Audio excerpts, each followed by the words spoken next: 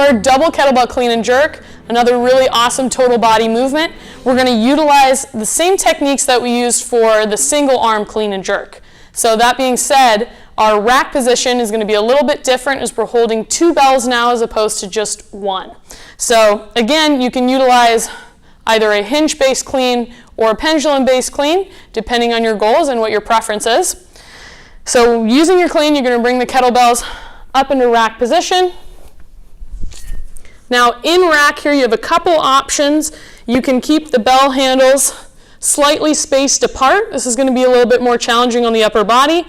Or you can rack one bell handle over the other and just kind of bring the fingers up and over here. So we want to think of those elbows resting on the body and bring them in nice and close. This is going to set us up for a better jerk and make sure that we just go up nice and straight into that overhead position.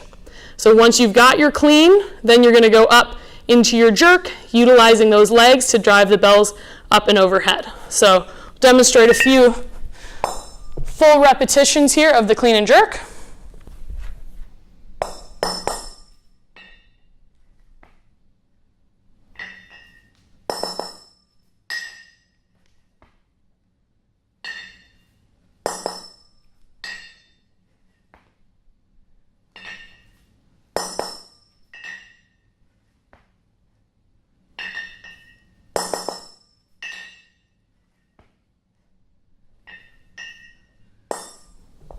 So when we set up for this movement, because we do have 2 kettlebells, and if you're using competition bells especially, your stance may need to be a little bit wider than it would be for the single bell clean and jerk.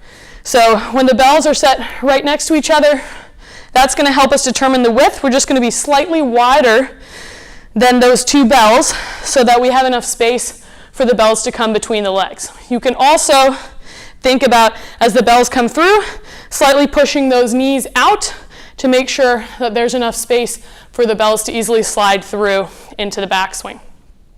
One other key point to keep in mind here with these 2 bells is that this movement and the transition between the cleans and the jerks is going to be a lot smoother if your elbows are closer together. Because if you drop the bells down into the backswing, we want them to stay aligned and not slam into each other. If our elbows are in tight, we can just drop that right down into the backswing. Same idea if our elbows are in tight. When we go overhead, they just go straight up into that overhead. Now if your elbows are too wide sitting out on the body, when you drop into the backswing, the bells are going to have a tendency to hit each other. Same thing if your elbows are too wide going up, we're going to have more of a tendency for the bells to hit at the top. So just making sure that your elbows are in as tight as you can comfortably get them.